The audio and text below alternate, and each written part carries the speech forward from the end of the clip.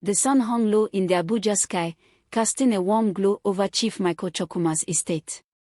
The sprawling mansion was an architectural marvel, with tall iron gates that creaked open to reveal lush gardens and fountains that danced to the rhythm of the wind. Inside the home, marble floors reflected the golden light of ornate chandeliers, creating an air of unassailable luxury. But wealth and beauty could not mask the growing tension within the Chukwuma household. Beneath the grandeur lay a family splintering under the weight of jealousy, manipulation, and betrayal. Adabi Chukwuma, Chief Michael's first wife, stood by the window of her bedroom, watching her children play in the garden. Her heart ached with a mix of pride and sorrow. Nathan, her eldest at 22, was home from university for the weekend. At 16, Kelechi was blossoming into a young man, his laughter echoing as he teased his 12-year-old sister, Edeora. Adabi had always drawn strength from her children, but even their joy couldn't fully mask the cracks in her spirit. She had given Michael everything: her love, her youth, her loyalty. Together, they had built an empire. But 2 years ago, their world had shifted with the arrival of Olufunk. Funk was beautiful, no doubt about it. Her smooth, dark skin, captivating eyes, and confident demeanor had caught Michael's attention during a business trip to Lagos. What started as a fleeting affair had turned into a marriage, much to Adabi's heartbreak. Funk had moved into the mansion 6 months later, bringing with her an air of entitlement that quickly disrupted the harmony Adabi had worked so hard to maintain. Funk's arrival was marked by a grand party, one that Adabi had quietly refused to attend. The staff whispered about how the new wife had charmed Michael with her wit and ambition. Funk wasted no time asserting herself, quickly dividing the household into 2 camps. "You're too soft," Mama Ao, Michael's mother, had warned Adabi during one of her visits. "That girl is clever. She will not stop until she has everything." Mama Ao was a no-nonsense Yoruba woman, sharp-tongued and fiercely protective of her family. She had never trusted Funk and often reminded Michael of the dangers of mixing business and pleasure. Adabi, however, had chosen to take the high road. She believed in patience, in letting her actions speak louder than words. But Funk's actions were relentless. "Why do you let her run everything?" Kelechi asked one evening, frustration evident in his voice. "This is your house, Mama." Adabi placed a gentle hand on his shoulder. "A lion doesn't need to roar to prove its strength," she said softly. But as the days turned into months, Funk's schemes became harder to ignore. Funk was a master manipulator, and her favorite weapon was her charm. She flattered the household staff, slipping them cash and gifts to ensure their loyalty. Even Michael wasn't immune to her influence. "Darling," she said one morning as they shared breakfast in the sunlit dining room, "I think we need to modernize the way the house is run. Adabi's methods are a bit outdated." Michael frowned but said nothing, a silent approval that Funk took as encouragement.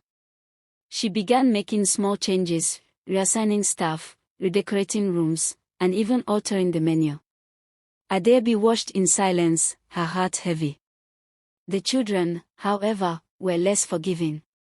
"She's trying to erase you," Nathan said one evening, his voice low but firm. "Why do you let her?" Adabi sighed. "It's not about letting her, my son. It's about choosing battles wisely." But Funk wasn't just targeting Adabi's role in the household, she was also poisoning Michael's perception of their children. Funk's manipulation reached new heights when she began planting doubts in Michael's mind about Nathan's behavior. "Darling," she said one evening as they sat in the living room, "I overheard some things about Nathan. They say he's been reckless. Spending too much, staying out late." Michael's expression darkened. "Why hasn't Adabi told me this?" Funk shrugged, her face a picture of concern. "I don't know. But I thought you should hear it from me." When Michael confronted Nathan later, the young man was furious. "Who told you this nonsense?" Nathan demanded. It doesn't matter who, Michael replied. What matters is that you shape up. Adabi, who had overheard the argument, confronted Funk the next morning.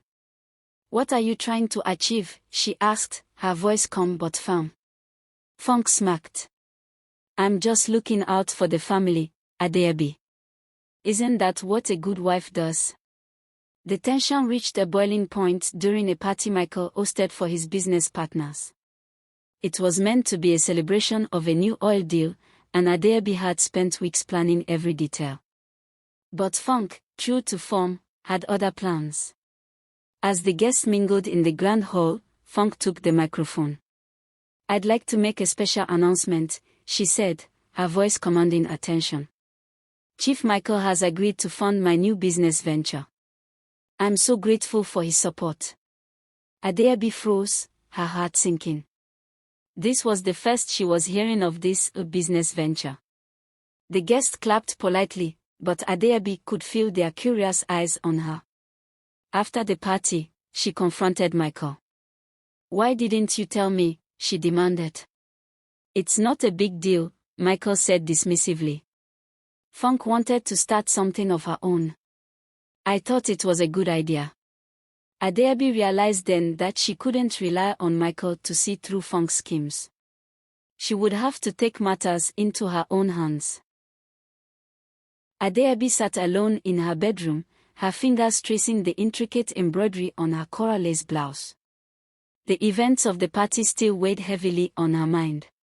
Funk had crossed a line, and it was clear she was determined to undermine Adabi's place in the household. But Adabi wasn't just a silent victim. For months, she had been quietly observing Funk's every move. From the sudden influx of luxury items Funk flaunted to the questionable contractors she brought into the house, Adabi suspected there was more to Funk's business ventures than she let on. Late one evening, as the house fell into an uneasy silence, Adabi opened her laptop and began piecing together the evidence she had gathered. Bank statements, receipts, and whispers from the staff told a troubling story. Funk had been siphoning funds from Michael's accounts, using fake invoices and inflated project costs. Adabi's heart ached, not just for herself but for Michael. He had been blinded by Funk's charm, but the truth would shatter him. Meanwhile, Funk reveled in her newfound control. With Michael under her spell, she felt untouchable. She had successfully alienated Adabi from most of the staff and planted seeds of distrust between Michael and his children. One morning, as Funk sauntered into the living room, she found Michael reading a report on one of his oil ventures. Good morning, darling, she cooed, placing a kiss on his cheek. I was thinking we should host another dinner, something intimate for the investors. Michael nodded absent-mindedly. But I think Adabi might not be up to the task, Funk continued, feigning concern.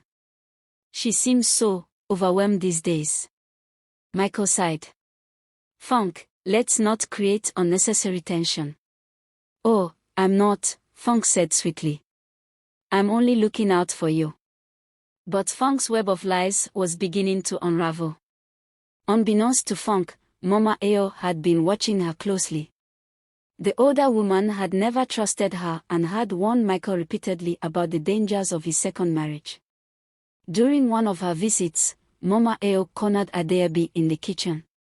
My daughter, she said, her voice low but firm, you have been too patient with that snake. It's time to fight back. Adabi smiled weakly. Mama, I don't want to stoop to her level. Mama Eo scoffed. This is not about stooping. It's about protecting what is yours. Funk would destroy this family if we let her. Together, they devised a plan. Mama Eo would confront Michael with the evidence Adabi had gathered, ensuring that he couldn't dismiss it as mere jealousy. It happened on a rainy evening. The family had gathered in the grand living room for what Michael believed was a routine discussion. Funk sat confidently beside him, her bright yellow Ankara gown glowing against the dim light of the chandeliers. Mama Eo entered the room with the authority of a queen, her presence commanding silence. Adabi followed closely, her face calm but determined. "Michael," Mama Eo began, her voice cutting through the tension, "we need to talk about Funk." Funk's smile faltered. "Mama, what is this about?"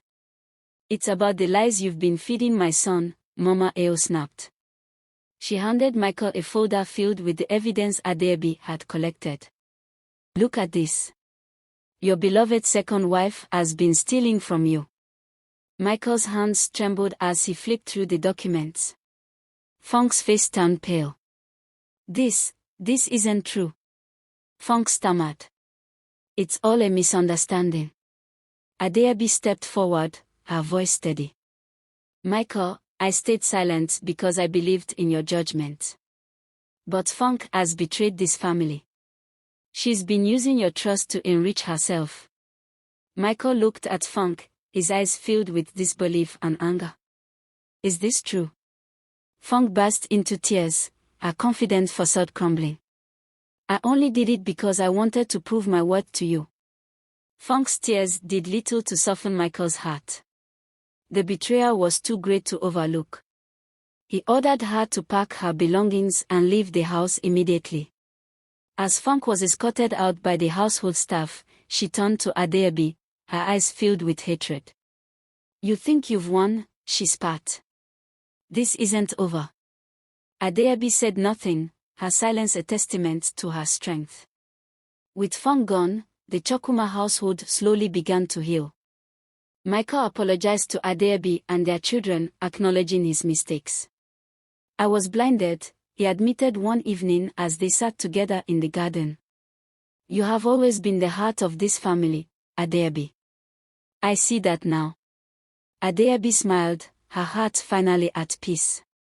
Nathan and Kolechi began to rebuild their relationship with their father, while Edora thrived under her mother's care. Mama Eo, ever the matriarch, ensured that the family remained united. "Never again will we let an outsider disrupt this home," she declared. Months later, Adabi stood in the same garden where she had once watched her children play. This time, her heart was light. She had faced betrayal, humiliation, and heartbreak, but she had emerged stronger.